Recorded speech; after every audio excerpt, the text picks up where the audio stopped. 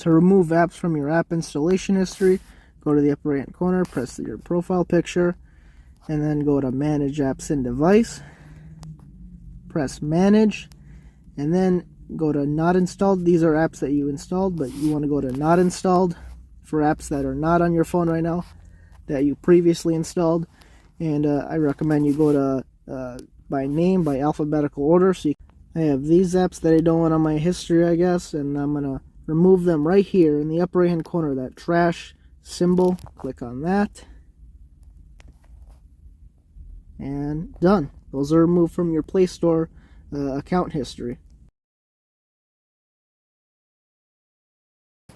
Go to the Play Store, click on the upper right hand corner, click on your settings at the bottom here with the gear. Go ahead and click on General right here. Click Account and Devices Preferences.